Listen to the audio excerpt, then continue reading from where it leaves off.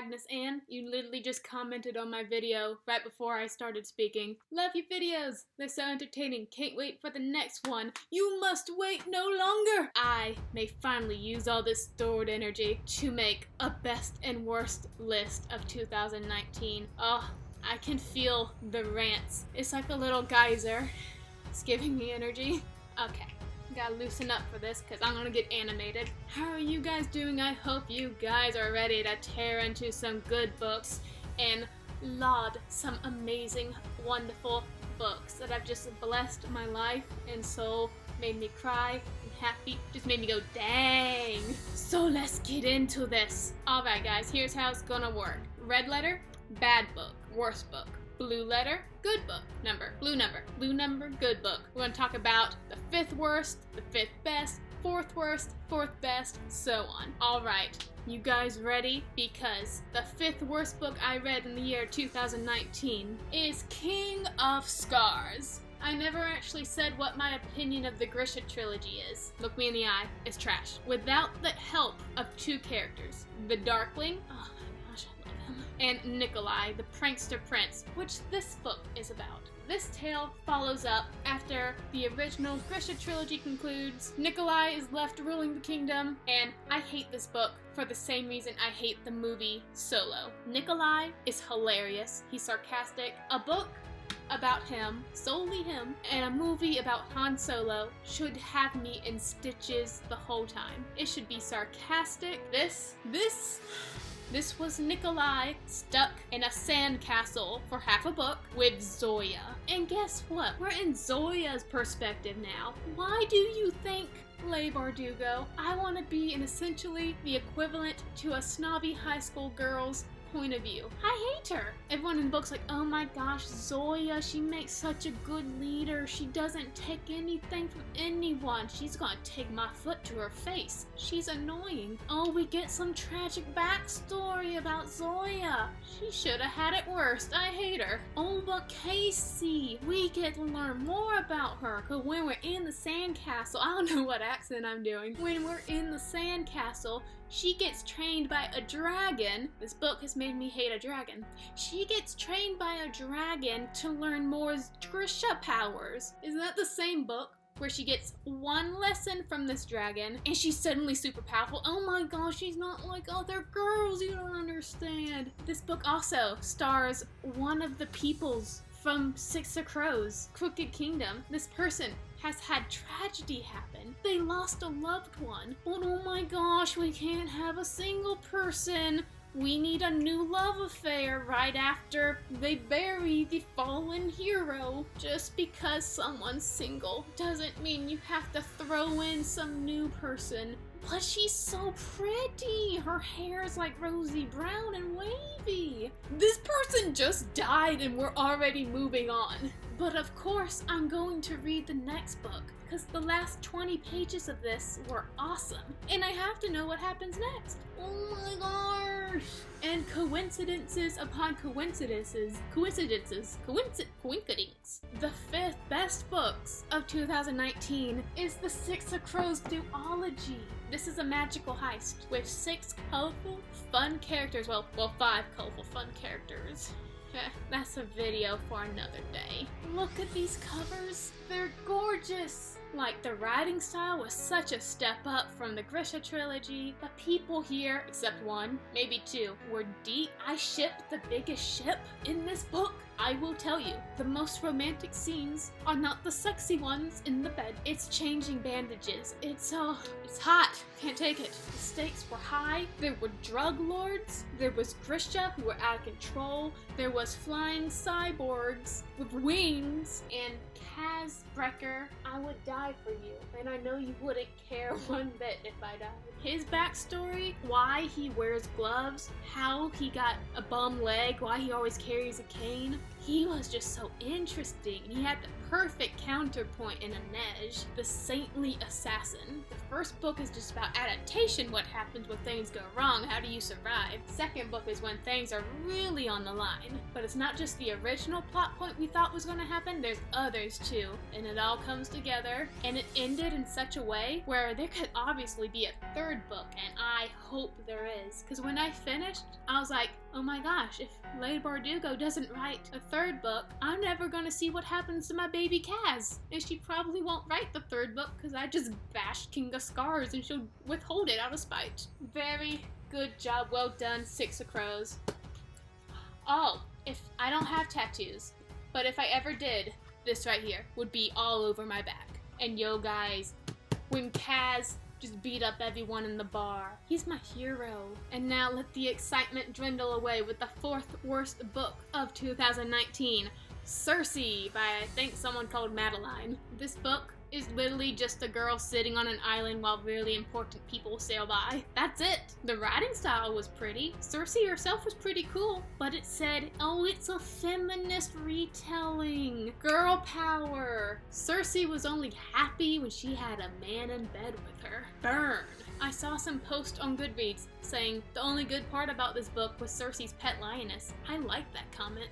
There was this one scene, however, that I really liked where she meets like this underwater manta looking god, and he gives her like this gigantic spear that caused like immortal pain to anything it touches. That was a good scene, but then I also had to read the scene of someone giving a person giving birth to a bull. Still haunts me. And the fourth best book of 2019 is The Living Testament That I Do Not Have to Rate You High to Enjoy You Immensely. 7.5 Deaths of Evelyn Hardcastle. I gave this a 3.5 because ultimately I didn't like the circumstances surrounding the book, because this is a story about a man. He's trapped in some sort of time loop at this manor. He has 7 days, I think, to discover why Evelyn Hardcastle murdered herself, or if she really even murdered herself. Every day he wakes up in the body of a new person unless he is killed by his rivals in this gang. Then he automatically switches to a body that hasn't been murdered yet. He needs to figure out who murdered Evelyn, because if he doesn't, at the end of that week, his memories are set and he has to do the whole thing all over again, and he's been here for a long time. That plot is so interesting. I already want to reread it because I just love like that whole sci-fi twist to a mystery. I wasn't so thrilled with how it ended, but it was a thrill to read. There was one character running around called the Footman who was stabbing everyone, and he could pop up at any time, so you had to be alert throughout the whole thing, and I loved it. This was a debut, and it was a very good start, my friend. Good job, Stuart Turton. And the third worst bottom of the barrel Scum of Humanity book I've read is Forgive Me, Leonard Peacock, who I unaffectionately called Leopold sometimes. Oh, you're supposed to relate to him. The poor dude wants to kill himself. I don't like him. Look, Casey, he gave a 6-digit check to Babbitt. He was also planning murder the whole time. Look, Casey, you're a psychopath who likes it when people murder people in books. I do, but there was no action in this book. He was just handing presents out, and he's a mean kid. I don't like him. And it had no ending. It just, like, did someone forget to write the next page? And there's these weird, like, pace-breaking letters from the future that weren't really from the future. Future? You're putrid. I will never forgive you, Leonard Peacock. And now to a more pleasant subject. The third best books I shall say, because it is a tie, but by the same author, so I feel no guilt, is Vicious and A Darker Shade of Magic. Their whole series, I like it. My favorite trope, friends turn to enemies, trying to outsmart each other, plus superpowers. All the characters, they're not like Leonard Peacock. They're the good type of mean. Look, this guy's literally leaving a trail of bones behind him. Cool. And this, magic. Alternate Londons, dimension skipping, some of the Londons evil, some of the other Londons less evil. One London, just right. The other London, boring. You got a wizard sort of guy named Kel. He's got one all black eye, the other's like all pretty and normal looking. He runs errands for his king and queen who adopted him into their family to keep the peace among the Londons. He's like the most powerful. I think it's called an Atari. Not exactly sure, can't remember, but they're the most powerful of their magic system. Blood magic is what they can do. He somehow comes into possession of a rock of sorts that comes from a forbidden Black London. Bad magic. Kel can't be caught with that, so he has to figure out what to do with it, but Then that little rock, that thing that can get him in trouble, gets stolen by a thief from Grey London, the boring, mundane, non-magical London, by a thief named Lila. She's your smart, fast-talking chick who's good at thieving, and they just go on magical adventures in the first book, magical tournament in the second book, a good third finale. I do have my complaints, mostly revolving around Rye, but we have some good characters. And my favorite thing about V.E. Schwab,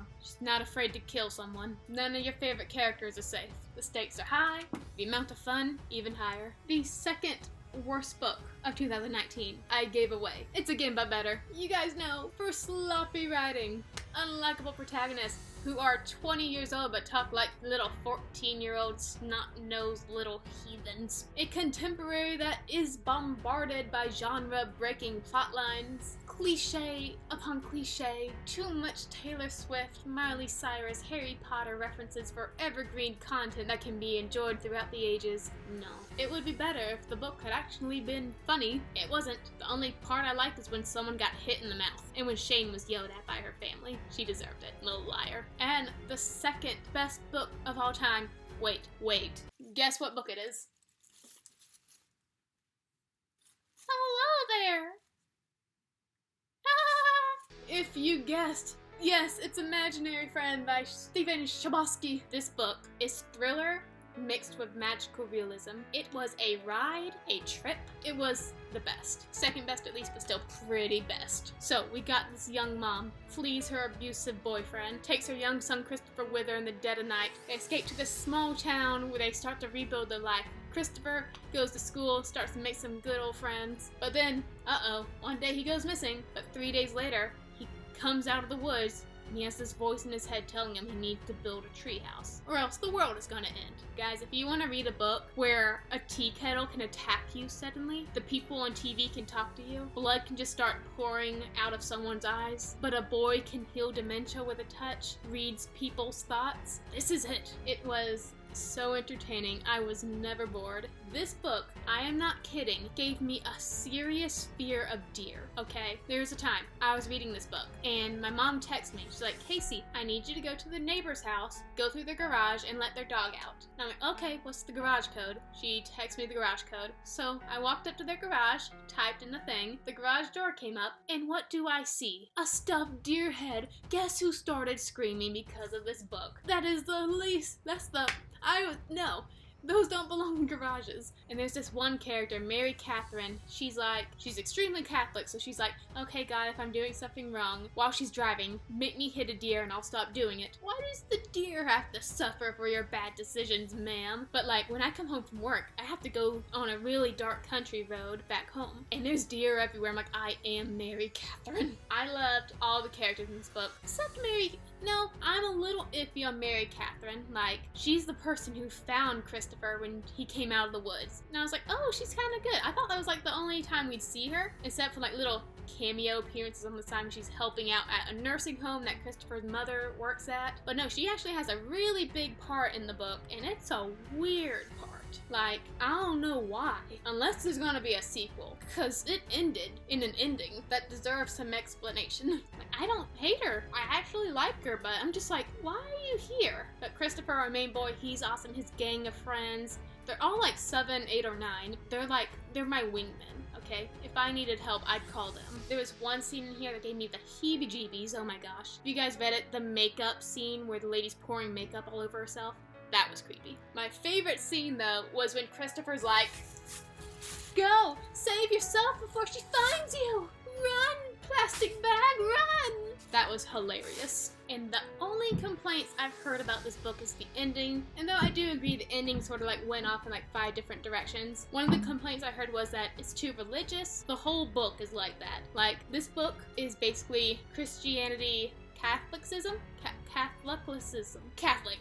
It's Catholic. So if you're not comfortable with the Jesus talks, then maybe not the book for you, though I still recommend it, because this is if I rewrote the Bible extremely high. It's fun. So highly recommend. Okay guys, it's time for the worst book I read in 2019. Originally, Again But Better would have been the first on this list, but then deep in the repressed recesses of my mind, I remembered there was one book I hated even more than all of this on my shelf. that I've read and hated, and it was called 9 Perfect Strangers. Let me tell you what it is. It's 9 perfect strangers. They go to a spa for like a week, trying to rejuvenate themselves from their traumatic past. Nothing happens. Then they all get drugged. That's the only fun time in the book, when they're all hallucinating. It's just people who are incredibly horny chilling at a spa. That's it. There's a plot twist in the book that wasn't a plot twist. Like, just, oh yeah, that's okay. But no, there's a lot of fake stakes. But like, even I know, like the reader, like, we know no one's gonna get hurt. It's literally just people at a spa. That's it. That's it.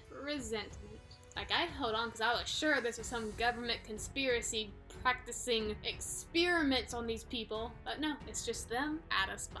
But now, let's forget all about the garbage and get into my favorite book of 2019. It's a thriller. It's blue. She's not that new. She's the wife between us. This was the second thriller I ever read, and it is home to one of the smartest gals I've ever read about. It has so many twists and turns. It gave us so many than we actually needed, and it was just a ride. It was clever, it was manipulative, and I think it is a great start for anyone who wants to get into thrillers, especially the domestic kind. I'll read it to you. When you read this book, you will make many assumptions. You will assume you are reading about a jealous ex-wife. You will assume she is obsessed with her replacement, a beautiful younger woman who is about to marry the man they both love. You will assume you know the anatomy of this tangled love triangle. Assume nothing. Assume nothing. Nothing, my friend. Except assume you'll love this book as much as I did. I want to reread this so bad. I want to reread a thriller. Let that sink in. I know everything's gonna happen,